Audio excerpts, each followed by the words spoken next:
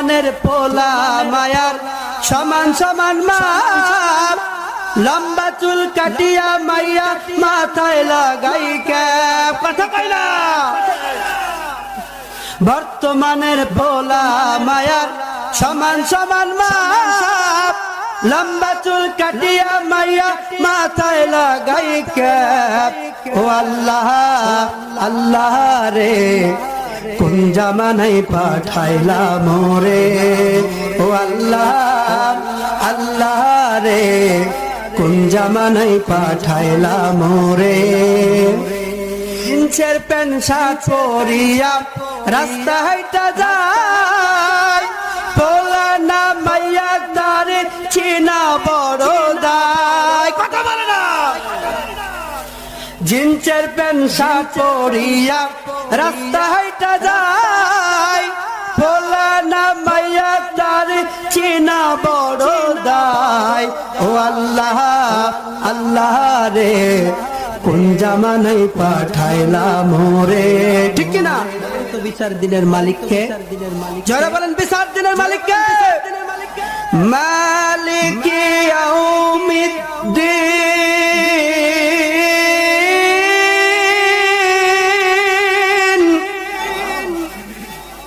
বিচার দিনের মালিক আমার আল্লাহ। কণ্ঠটা ছেড়ে একবার বলেন আল্লাহ, জোরে বলেন আল্লাহ। বিচার দিনের মালিক আমার আল্লাহ। সমাসীন হয়ে যাবে ওই কঠিন মুহূর্তে আমার রব্বুল আলামিন প্রতিটি আদম সন্তানকে 5টি করে প্রশ্ন করবেন। কয়টি? আর মহাব্বতে বলেন কয়টি? 5টি করে প্রশ্ন করবেন। তাহলে আপনি আমাদের কেন তৈরি করলেন? এই দুনিয়ায় আপনি আমাদের কেন পাঠাইলেন? এর জবাব আল্লাহ রাব্বুল আলামিন অন্যত্র জানাই দিলেন, ওয়া মা খালাকতুল জিন্না ওয়াল ইনসা ইল্লা লিয়াবুদুন।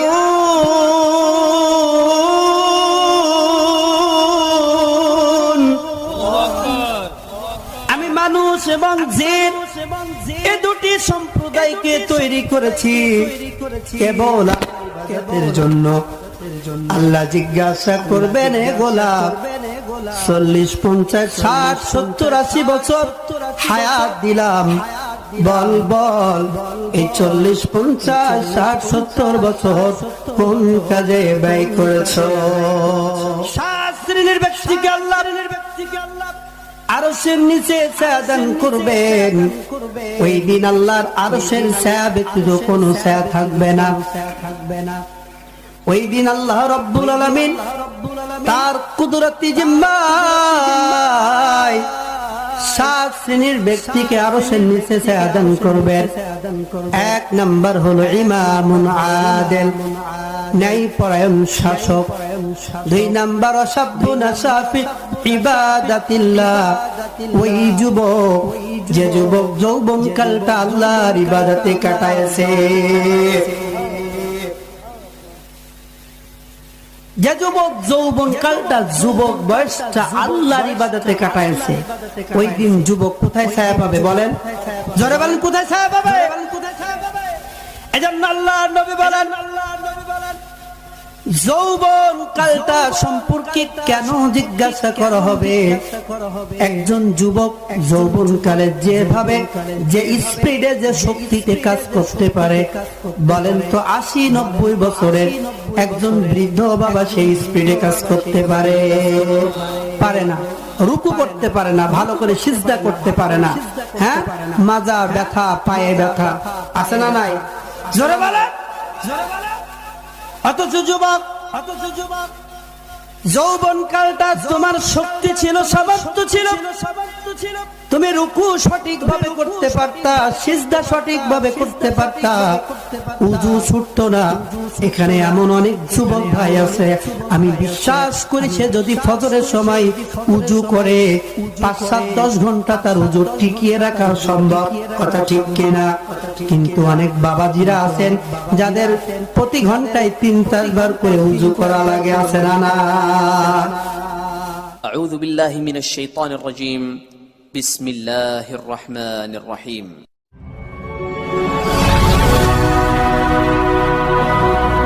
يوم يفر المرء من أخيه وأمه وأبيه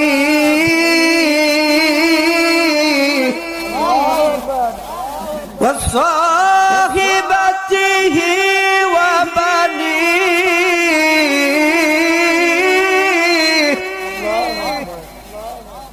আল্লাহ রাব্বুল আলামিন বলেন এমন একটা অবস্থায় এমন একটা সিচুয়েশন তৈরি হয়ে যাবে ওই কঠিন হাসরের ময়দানে মানুষগুলো পলায়ন করবে নিজের ভাই থেকে, নিজের বাবা থেকে, নিজের মা থেকে, নিজের স্ত্রী থেকে, নিজের সন্তান থেকে, অথবা এমন ভাবে মুখ ফিরিয়ে নেবে যেভাবে একজন শত্রু অপর শত্রু থেকে মুখ ফিরিয়ে নেয়।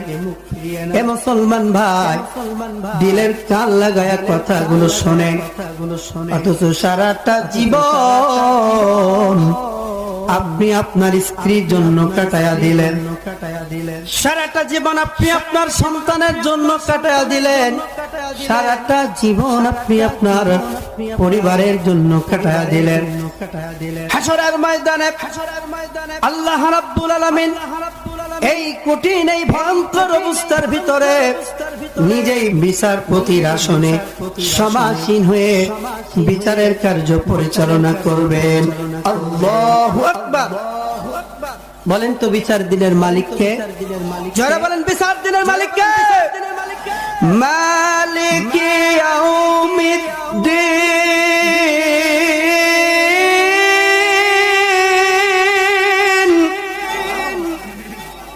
বিচার দিনের মালিক আমার আল্লাহ।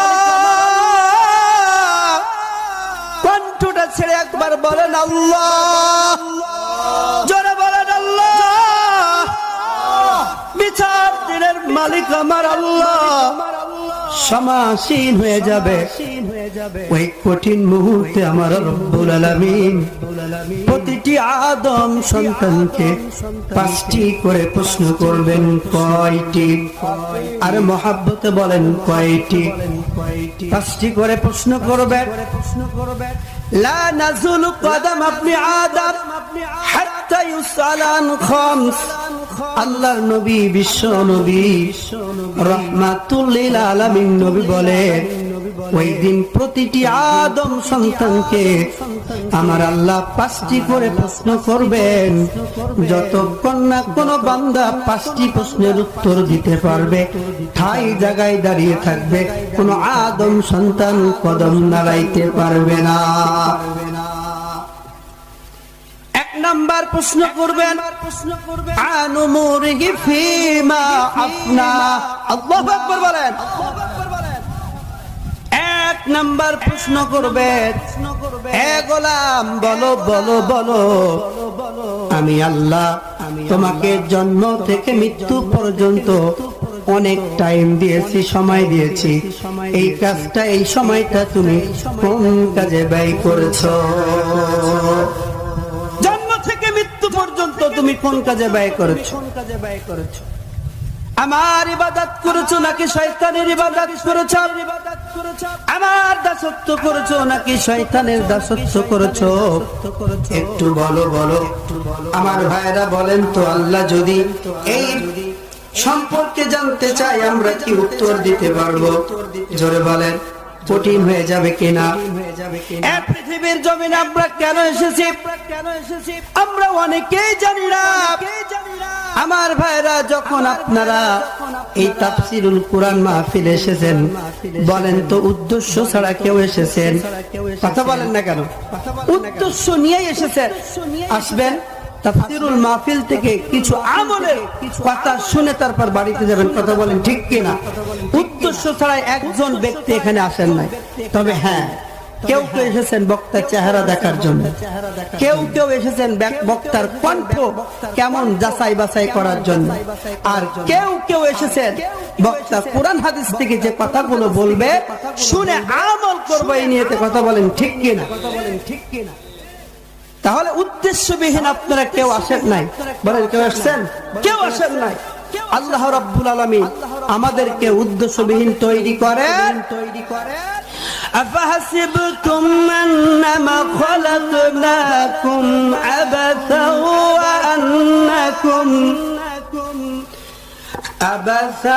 وأنكم إلينا لا ترجعون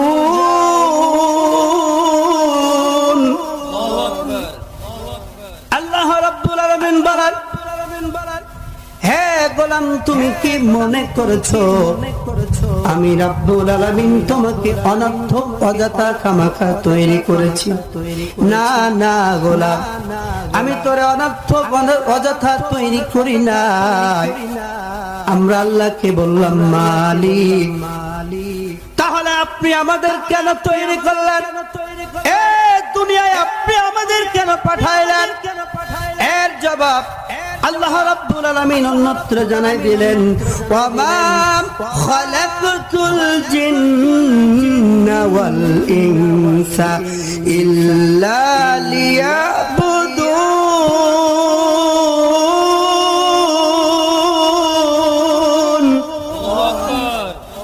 আমি মানুষ এবং জিন এই দুটি সম্প্রদায়কে তৈরি করেছি কেবল ইবাদতের জন্য। আল্লাহ জিজ্ঞাসা করবেন, এ গোলাম 40, 50, 60, 70, 80 বছর হায়াত দিলাম, বল বল এই 40, 50, 60, 70 বছর কোন কাজে ব্যয় করেছো? বল এই সময়টা তুমি কোন কাজে ব্যয় করেছো? আমার ভাইরা, 40, 50, 60, 70, 80, 90 বছর এখানে অনেক বাবাজি আছেন যাদের বয়স এখন 70, 80। কথা বলেন ঠিক কিনা? 50, 60, 70 বছর হায়াত পেলেন, এই সময়টা আপনি কোন কাজে ব্যয় করলেন? বড় দুঃখ লাগে, কষ্ট লাগে। এখন অনেক বাবাজি আছে যারা সূরা ফাতিহাটা সহি করে পড়তে পারে না। আছে কিনা? নাই? আছে না? 30, 40, 50 জন্মের পর থেকে নামাজ পড়তেছেন। প্রতিদিন ইমাম সাহেব ফজরের 2 রাকাতে, মাগরিবের 2 রাকাতে, এশার প্রথম 2 রাকাতে, হ্যাঁ জুমার 2 রাকাতে, ঈদের নামাজে সূরা ফাতিহা তেলাওয়াত করে। অথচ শুনে শুনে কত গান মুখস্থ হয়ে যায়, কত কথা মুখস্থ হয়ে যায়, অথচ এখন সূরা ফাতিহাটা সহি করে অনেকেই পড়তে পারি না। কথা ঠিক কিনা? আমার ভাইরা, জন্ম থেকে মৃত্যু পর্যন্ত আপনার সময়টা কোন কাজে ব্যয় করেছেন? আল্লাহ জিজ্ঞাসা করবেন। এরপরে দ্বিতীয় প্রশ্ন, ওয়া আনশাবাবিহি ফীমা আবলা। আল্লাহু আকবার। দ্বিতীয় প্রশ্ন আল্লাহ জিজ্ঞাসা করবেন, হে গোলাম তুমি তোমার যুবক কালটা, যৌবন কালটা কোন কাজে ব্যয় করেছো? আমার দিক তাকান, আমার দিক তাকান, খুব গুরুত্বপূর্ণ কথা। আপনাদের কাছে প্রশ্ন করি, জন্ম থেকে মৃত্যু পর্যন্ত মনে করেন একজন ব্যক্তি 80 বছর হায়াত পেয়েছে। কত বছর? 80 বছর হায়াত পেয়েছে। এই 80 বছরের ভিতরে ওই বান্দার যৌবন কালটা ছিল না, যুবক বয়সটা ছিল না। এর পরও আল্লাহ কেন আলাদা করে আবার যৌবন কাল সম্পর্কে জিজ্ঞাসা করবে? কারণ হলো যৌবন কালটা অত্যন্ত দামি একটা সময়, গুরুত্বপূর্ণ একটি সময়। কথা বলেন ঠিক কিনা? এই যৌবন কাল আল্লাহ জিজ্ঞাসা করবেন এই কারণে, কারণ যুবকদের সবচেয়ে শক্তি বেশি থাকে না কম থাকে? জোরে বলেন, বেশি থাকে না কম থাকে? বেশি থাকে। রক্ত গরম থাকে, অসাধ্যকে সাধন করা যায়। আল্লাহ আবার আলাদা করে এ কারণে জিজ্ঞাসা করবেন, কারণ যুবক বয়সটা অত্যন্ত একটা দামি সম্পদ। আল্লাহ রাব্বুল আলামিন এই যৌবন কাল সম্পর্কে জিজ্ঞাসা করবেন, তুমি তোমার যৌবন কালটা কোন কাজে ব্যয় করেছো বলো। আমি এর উপর একটা ছোট্ট কথা বলবো। এখানে অনেক যুবক ভাইয়েরা আছে, এই যুবক ভাইদেরকে উদ্দেশ্যে কিছু কথা বলা দরকার আছে না নাই বলেন? যৌবন কাল হলো স্বর্ণালী সময়। যুবক যে কাজটা যৌবন বয়সে করতে পারবে, বৃদ্ধ বয়সে কি সে কাজটা করতে পারবে? জোরে বলেন পারবে? এজন্য যৌবন কাল সম্পর্কে জিজ্ঞাসা করা হবে।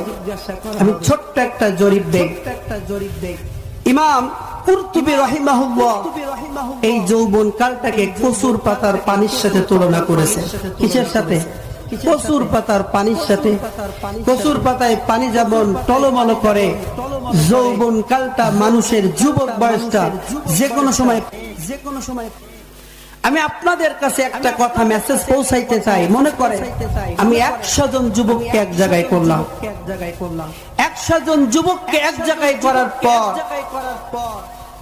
সকলের হাতে একটা করে অ্যান্ড্রয়েড ফোন দিলাম, নেট ওপেন করে দিলাম, আর বলা হলো, হে যুবক, একটা ঘন্টা তুমি যে কোনো ওয়েবসাইটে তুমি যেতে পারবা, তোমার স্বাধীনতা দেওয়া হলো, কেউ কোনো বাধা দেবে না, প্রতিবাদ করবে না। একটা ঘন্টা তোমার ইচ্ছা মতো তুমি ব্যয় করবা। একটা ঘন্টা আপনি 100 জন যুবককে দিয়ে দিলেন, তারা একটা ঘন্টা ব্যয় করলো। একটা ঘন্টার পরে আপনি যদি রেজাল্ট নেন, ফলাফল নেন, দেখতে পাবেন এই 100 জন যুবকের ভিতরে আমার পার্সোনাল ওপিনিয়ন মতামত হলো যে 100 জন যুবকের ভিতরে আপনি 1-2 জন যুবক পাবেন কিনা সন্দেহ, যে যুবক একটা ঘন্টা কোরআন তেলাওয়াত শুনেছে। কথা বলেন, শুনেছে? শুনে না। আপনি একটা ঘন্টা এমন যুবককে পাবেন না যে যুবক ইন্টারনেটে বসে বসে বিভিন্ন বক্তার ওয়াজ শুনেছে। অথচ আপনি এই একটা ঘন্টা কোন যুবককে পাবেন না ইসলামিক সঙ্গীত শুনেছে। অথচ আপনি যদি একটা ঘন্টা অ্যানালাইসিস করেন, দেখতে পাবেন এই 100 জন যুবকের ভিতরে 100 জনই মনে করেন বিভিন্ন প্রকার গেমস খেলেছে। কথা বলেন ঠিক কিনা? ইউটিউব চালাইছে, ফেসবুক চালাইছে, বিভিন্ন মেয়েদের সাথে চ্যাটিং করেছে, ওয়েবসাইটে বিভিন্ন ন্যাকেড সিস্টেম আছে, সেখানে সময় পাস করেছে। কথা বলেন ঠিক কিনা? হে যুবক ভাই, আমি তোমাকে লক্ষ্য করে বলছি, যুবক বয়সটা অত্যন্ত দামি। যুবক বয়স সম্পর্কে আল্লাহ জিজ্ঞাসা করবে। একটা ঘন্টা তোমাকে যদি ওপেন করে দেওয়া হয়, বর্তমান প্রেক্ষাপটে দেখা যাচ্ছে অধিকাংশ যুবকেরা আজকে বিভিন্ন গেমসে মাদকাসক্তে আসক্ত হয়ে যাচ্ছে। কথা ঠিক কিনা? যুবক তোমাকে জিজ্ঞাসা করবে,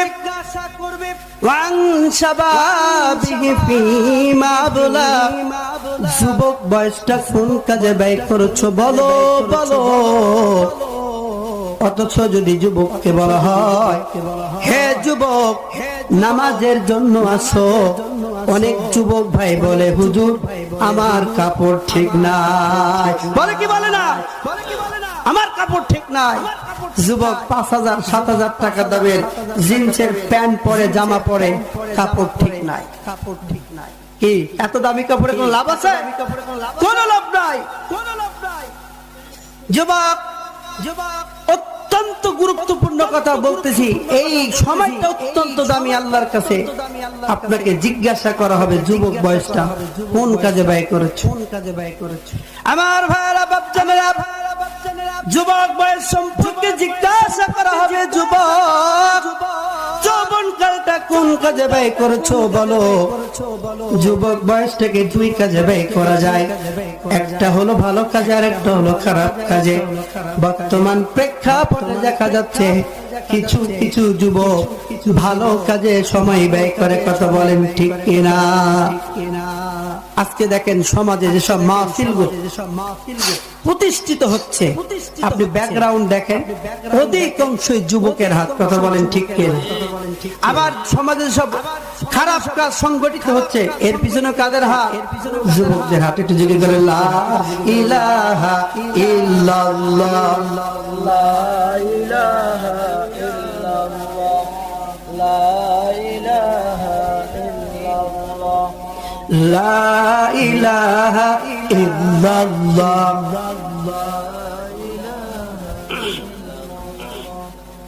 লা ইলাহা ইল্লাল্লাহ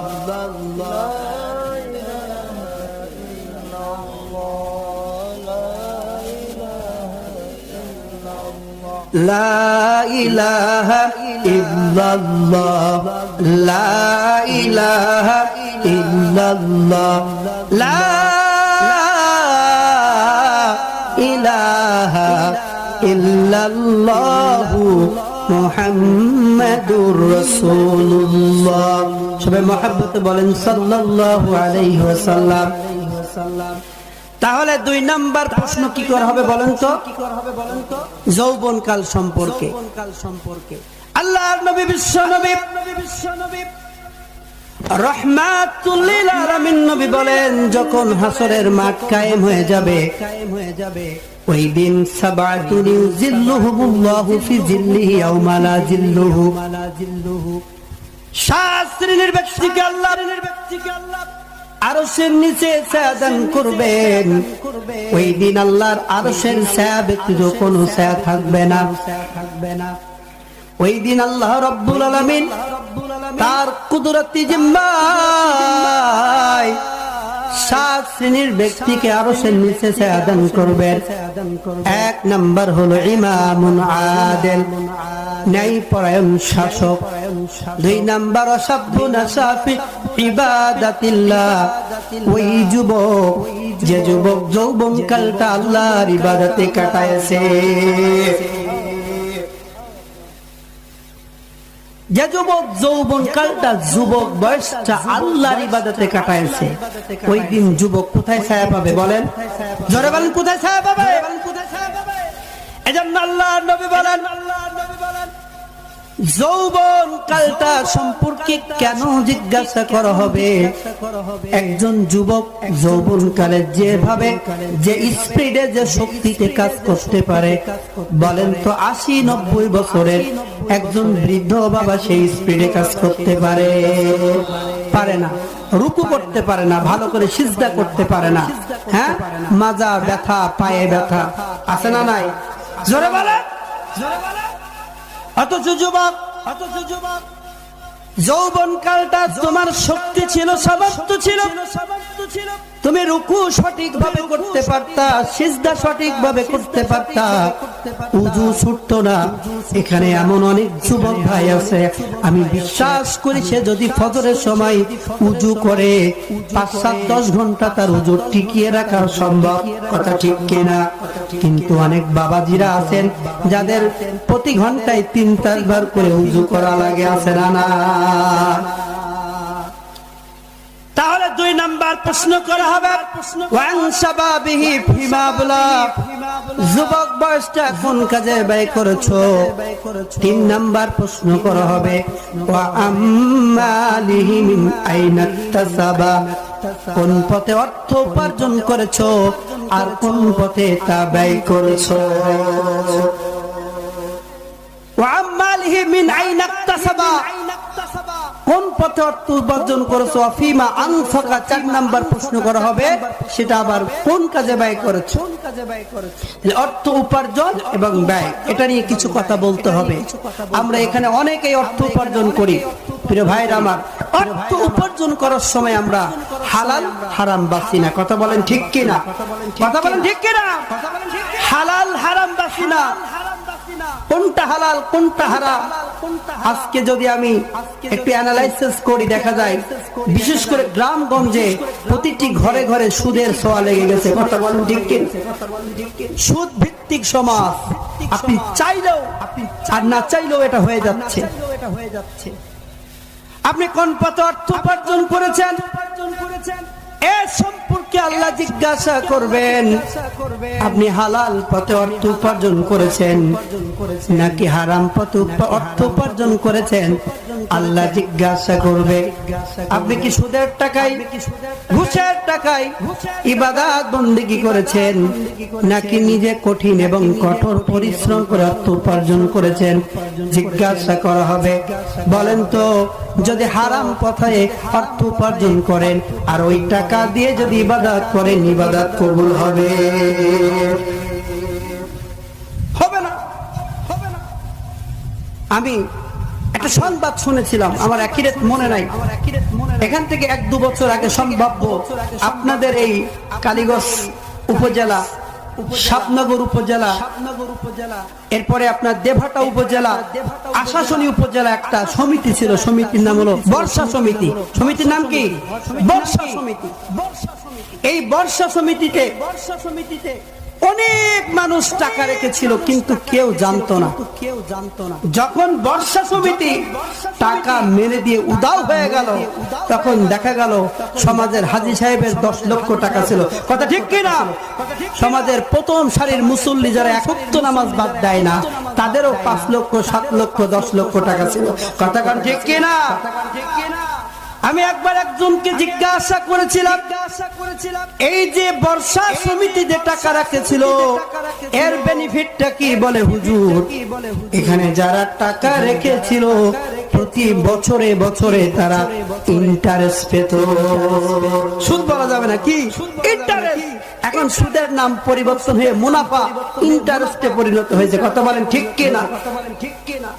তাহলে ভাইরা আমার আল্লাহর নবী বলেন আল্লাহ জিজ্ঞাসা করবে ওয়া মালিহি মিনাইনা তাসাবা, কোন পথে তুমি অর্থ উপার্জন করেছো, অফিমা আনফাকা, আবার সেটা তুমি কোন পথে ব্যয় করেছো। কোন পথে তুমি ব্যয় করেছো? তুমি অর্থ উপার্জন করেছো হালাল ভাবে কিন্তু ব্যয় করেছো কোন ভাবে? আমি একটা বাস্তব কথা বলি, আমার সমাজে অনেকেই হালাল ভাবে অর্থ উপার্জন করে কিন্তু ব্যয়ের ক্ষেত্রে দেখা যায় হারাম ভাবে ব্যয় করে। আপনি বলবেন হুজুর এটা কিভাবে সম্ভব? আমি তো হালাল পথে অর্থ উপার্জন করেছি আবার হারাম ভাবে কিভাবে ব্যয় করে? তার বাস্তব উদাহরণ নেন। ঢাকা শহরে থাকি, অনেক রিকশাওয়ালা কঠিন এবং কঠোর পরিশ্রম করে রিকশা চালায়। যারা ঢাকা শহরে গিয়েছেন দেখবেন অধিকাংশ রিকশাওয়ালারা খুব কঠিন এবং কঠোর পরিশ্রম করে। আপনাদের এলাকায় ভ্যান চালক নাই? ভ্যান চালানোর কষ্টের কাজ নাকি? প্রচুর কষ্টের কাজ। অনেকে আছে মাটি কাটে অন্যের ঘেরে, অন্যের পুকুরে, এটাও প্রচন্ড কষ্টের কাজ। আপনারাও আছেন অনেকে ঘের করেন, জমিতে ফসল ফলান, অত্যন্ত কষ্টের কাজ। এই কষ্ট করে উপার্জিত সম্পদ আপনি উপার্জন করে বাজারে যে প্যাকেট প্যাকেট বিড়া কেনেন, সিগারেট কেনেন, এটা হালাল না হারাম? হারাম। এটা খাচ্ছেন, খাওয়ার পরে আপনার উপার্জিত সম্পদ হালাল, ব্যয় হচ্ছে কোন পথে? হারাম পথে। হ্যাঁ, আমার ভারত, আমার ভারত অনেক কষ্ট করে আপনি অর্থ উপার্জন করলেন, যদি হারাম পথে ব্যয় করেন বলেন তো আল্লাহর আদালতে হিসাব দেওয়া লাগবে কি লাগবে না? অনেকেই টাকা খরচ করে সিনেমা দেখতে যায়, অনেকেই টাকা খরচ করে বিভিন্ন নেশা জাতীয় দ্রব্য খায়, বলেন তো হালাল না হারাম? আল্লাহ রাব্বুল আলামিন প্রশ্ন করবেন কোন পথে অর্থ উপার্জন করেছো আর কোন পথে সেটা ব্যয় করেছো, বলো বলো বলো। এরপরে 5 নাম্বার প্রশ্ন করবেন ওয়া মা আমিলা ফিমা আলিম, ও বান্দা তুমি কতটুকু জ্ঞান অর্জন করেছো, এর উপরে তুমি কতটুকু আমল করেছো। আজকে আমাদের সমাজে অধিকাংশ মানুষ আমরা জ্ঞান সম্পর্কে উদাসীন। একজন ব্যক্তিকে আপনাদেরকে যদি আমি জিজ্ঞাসা করি উজুর ফরজ কয়টি, অনেকেই বলতে পারবেন না। জিজ্ঞাসা করা হয় যদি গোসলের ফরজ কয়টি, অথবা এখানে অনেক বাবাজিরা আছেন যদি একজন করে দিয়ে বলা হয় যে কিভাবে ফরজ গোসল আদায় করতে হয়, আমার মনে হয় 99% আজকে এখানে বলতে পারবেন না। কি পারবেন? কিভাবে ফরজ গোসল আদায় করতে হয়, কোন তরিকায়, কিভাবে? পারবো না। সালাতের 7টি ফরজ, আহকাম 7টি, আরকান 6টি। যদি জিজ্ঞাসা করায় অনেকেই পারবো না। সালাতের 14টি ওয়াজিব জিজ্ঞাসা করলে অনেকেই পারবো না, অথচ সারাটা জীবন নামাজ পড়ে আসতেছি। একটা ফরজ বাদ গেলে নামাজ বাতিল, পুনরায় পড়া লাগবে। কথা বলেন ঠিক কিনা? অথচ আমরা নামাজ না জেনেই পড়তেছি। তাহলে আল্লাহ জিজ্ঞাসা করবেন তুমি কতটুকু জ্ঞান অর্জন করেছো, তার উপরে আমল করেছো। বলেন তো প্রশ্ন কয়টি? জোরে বলেন কয়টি? সর্বশেষ প্রশ্ন, আমাদেরকে জ্ঞান অর্জন করতে হবে, কোরআন শিখতে হবে। মুসলমান রাজি আছি? দুহাত তুলে বলে রাজি আছি। আল্লাহ পাক কবুল করে বলে আমিন। 1 নাম্বার বলেন, আমি আপনাদের কাছে জিজ্ঞাসা করব, 1 নাম্বার প্রশ্ন কি করবেন? আল্লাহ জন্ম থেকে মৃত্যু পর্যন্ত কোন কাজে ব্যয় করেছো বলো। 2 নাম্বার প্রশ্ন, যুবক বয়সটা, যুবক যৌবন কালটা কোন কাজে ব্যয় করেছো বলো। 3 নাম্বার বলেন তো কে কে বলতে পারেন? হ্যাঁ, আপনি কোন পথে অর্থ উপার্জন করেছেন? 4 নাম্বার কোন পথে ব্যয় করেছেন? আর 5 নাম্বার কতটুকু জ্ঞান আপনি অর্জন করেছেন, তার উপরে আমল করেছেন। আমার ভাইরা, এই 5টি প্রশ্ন আল্লাহ রাব্বুল আলামিন করবে। এই 5টি প্রশ্নের উত্তর যারা দিতে পারবে, আল্লাহ রাব্বুল আলামিন খুশি হইয়া তাদেরকে ডান হাতে আমলনামা দিবে। কোন হাতে? জোরে বলতে হবে, কোন হাতে? আর যারা এই 5টি প্রশ্নের উত্তর দিতে পারবে না, আল্লাহ রাব্বুল আলামিন তাদের প্রতি রাগ হইয়া, গোসা হইয়া বাম হাতে আমলনামা দিবে। আমরা আমলনামা ডান হাতে পেতে চাই না বাম হাতে পেতে চাই? জোরে বলেন কোন হাতে পেতে চাই? ডান হাতটা তুলে আল্লাহকে দেখান, হাতটা নাড়ান, নাড়ান।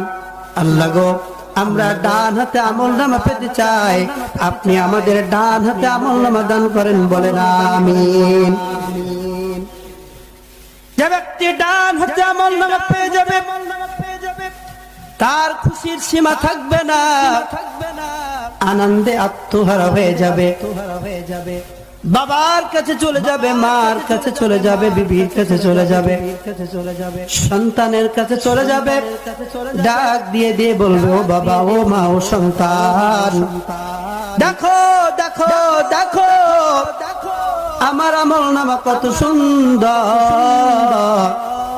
আমার আমলনামায় লেখা আছে আমি জান্নাতি। আল্লাহু আকবার। খুশি হবে না কেন? আনন্দিত হবে না কেন? এটা তো চাট্টিখানের ব্যাপার নয়। গত 12 তারিখে এসএসসি পরীক্ষার রেজাল্ট দিয়েছে। আপনাদের এলাকায় আপনাদের সন্তান অনেকে পরীক্ষা দিয়েছিল। বলেন তো জিপিএ 5 যারা পেয়েছিল মিষ্টি বিতরণ করছিল কিনা? আমার অনেক স্টুডেন্ট আমার বাসায় মিষ্টি পাঠাইছে।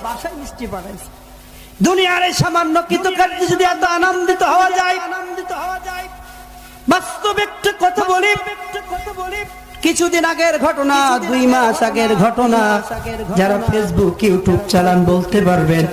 এই যে নগদ কোম্পানি আছে না, নগদ যেটা টাকা লেনদেন করা হয়, নগদ কোম্পানি একটি অফার ছিল যে জমিদান। কি ছিল?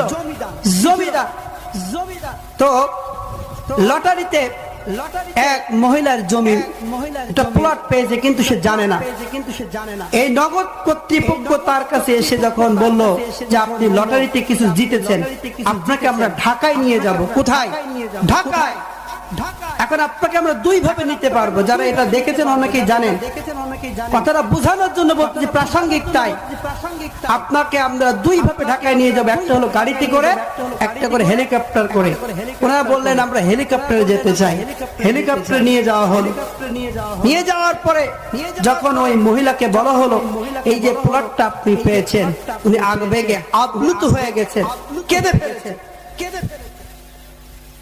ফোন দিয়েছেন নিজের মায়ের কাছে, আর বলতেছেন মা কি বলবো, খুশির ঠেলায় নগদ থেকে আমাদের প্লট দেওয়া হয়েছে, কথা বলতে পারছি না খুশির ঠেলায়।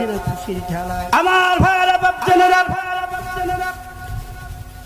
অত্যন্ত গুরুত্বপূর্ণ কথা, দুনিয়ার জমিনে সামান্য একটা প্লট পাওয়ার কারণে যদি এত খুশি হওয়া যায়, আবেগে আপ্লুত হয়ে যদি কথা হারিয়ে ফেলা, গোটা পৃথিবী বিক্রি করলে জান্নাতের একটা ইটের সমান হবে না, কথা বলেন ঠিক কিনা? যে ব্যক্তি জান্নাতের সার্টিফিকেট পেয়ে যাবে ওই ব্যক্তি তো খুশির ঠেলায় এমন খুশি হয়ে যাবে, আপনজনের কাছে চলে যাবে, মার কাছে চলে যাবে, বাবার কাছে চলে যাবে। যাওয়ার পরে বলবে, দেখো দেখো আমার আমলনামা কত সুন্দর, আমার আমলনামায় লেখা আছে আমি জান্নাতি। আল্লাহু আকবার। এবার যারা আমলনামা বাম হাতে পেয়ে যাবে, বাম হাতে পাওয়ার পর তাফসীরের কিতাবে এসেছে পিছন দিক থেকে আমলনামা দেওয়া হবে। কোন দিক থেকে? জোরে বলেন। তোমানের পোলা মায়ার সমান সমান মাপ, লম্বা চুল কাটিয়া মাইয়া মাথায় লাগাই ক্যাপ, কথা কই না? বর্তমানের পোলা মায়ার সমান সমান মাপ, লম্বা চুল কাটিয়া মাইয়া মাথায় লাগাই ক্যাপ। ও আল্লাহ আল্লাহ রে কোন জামানায় পাঠাইলা মোরে, ও আল্লাহ আল্লাহ রে কোন জামানায় পাঠাইলা মোরে। জিন্সের প্যান্ট শার্ট পরিয়া রাস্তা হাইটা যায়, পোলা না মাইয়া তারে চিনা বড় দায়, কথা বলে না? জিন্সের প্যান্ট শার্ট পরিয়া রাস্তা হাইটা যায়, পোলা না মাইয়া তারে চিনা বড় দায়। ও আল্লাহ আল্লাহ রে কোন জামানায় পাঠাইলা মোরে, ঠিক না? ও আল্লাহ